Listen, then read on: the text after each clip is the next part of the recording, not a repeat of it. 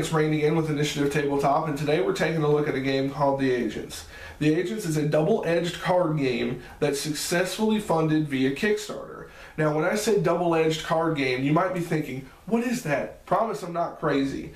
A double-edged card game is a game where the cards have different abilities both on the top and bottom. So think of them as a double-edged sword, because as you play them, either you're going to do an action or you're going to give your opponent points. Now, the aim of the game is to play agents into factions so that you can earn intel points to win the game. Once a player amasses a certain number of intel points, everybody else takes a turn, and then the game is over. The player with the most intel points at the end wins the game.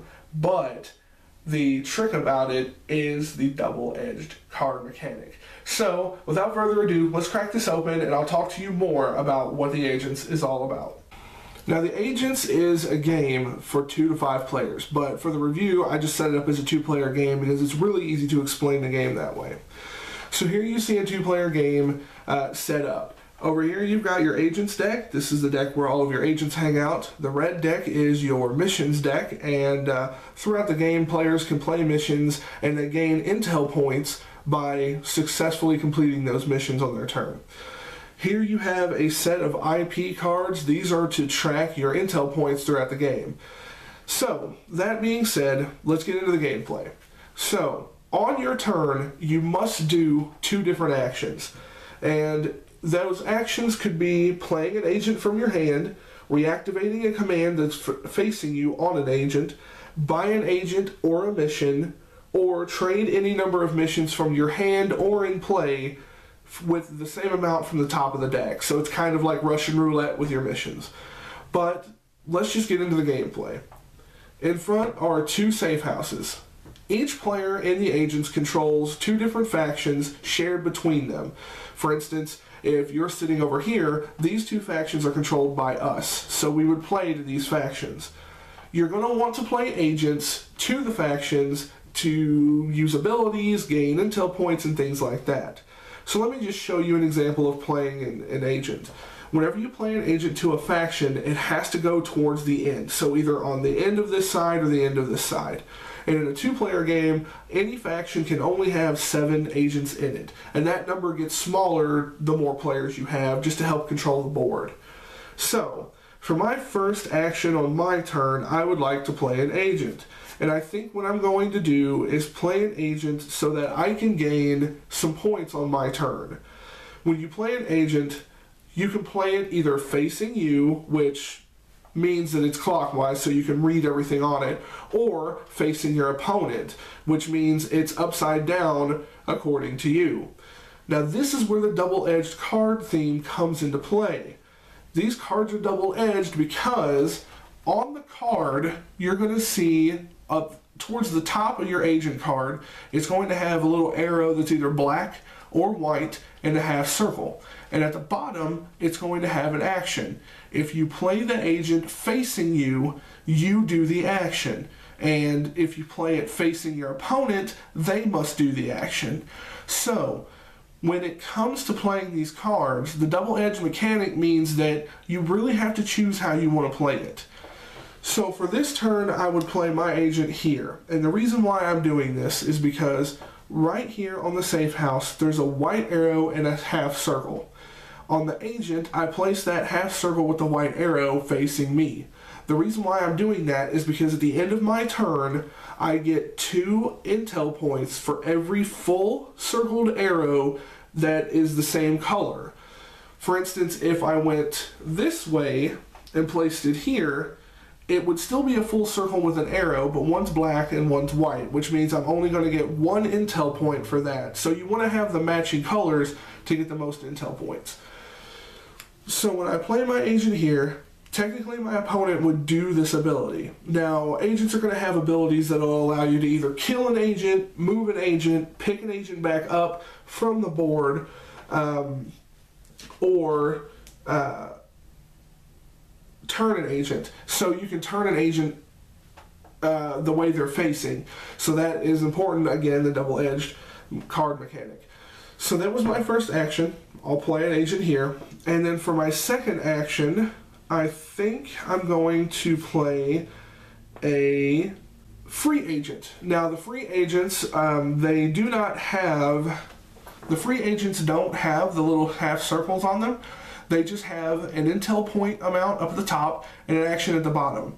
So when you play a free agent, you just play it between you and the other player you're playing it with, and then it goes away. So what I want to do is I'll play it here because I want these intel points. So as soon as I play the card, I'm going to gain 3 intel points and those stay over here.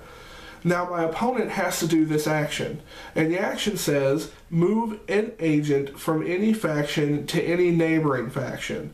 What that means is my opponent has to move this agent that's on the board, because it's the only one, from this faction to a neighboring faction, which means that my opponent could then move the card here.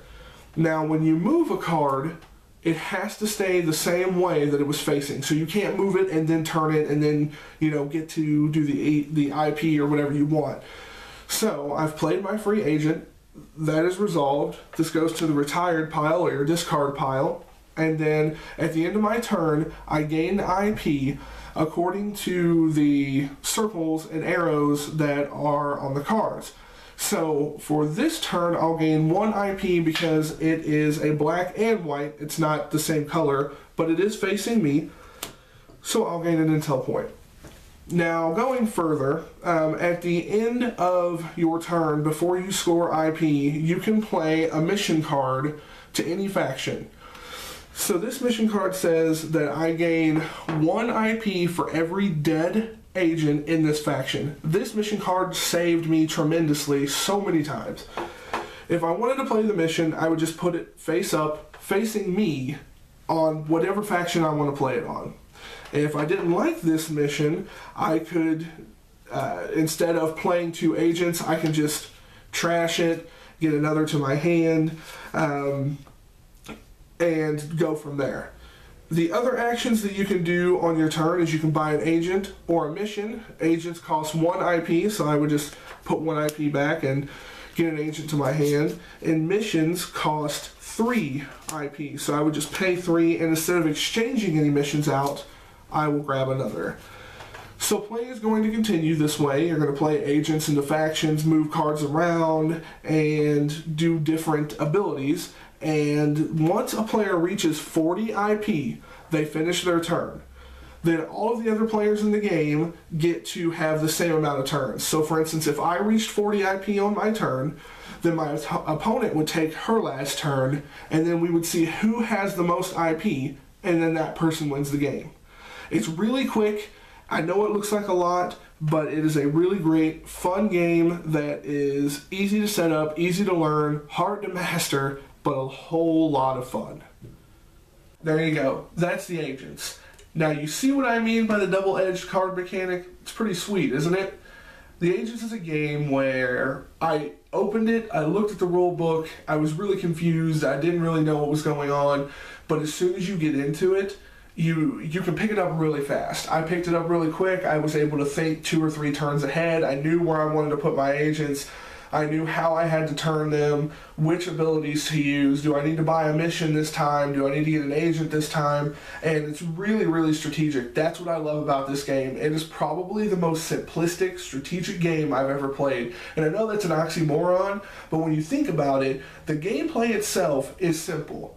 But learning how to use those double-edged cards is really going to give you an advantage when you're playing against your opponents.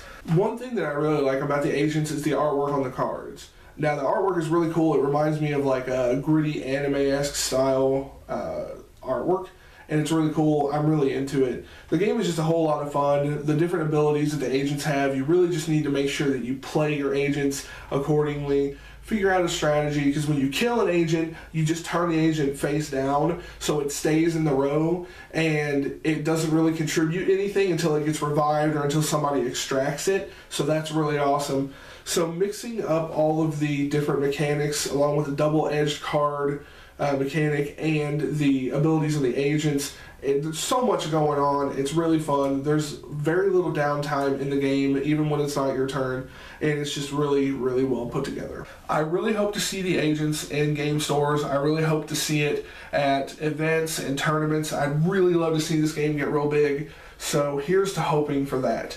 If you want to learn more about the agents, you can go to the website that I put in the description below, or go check out the Kickstarter. It's already funded and it's over, but there's a lot of information on it. You can check out the updates and learn more about this great card game. Until next time, happy gaming.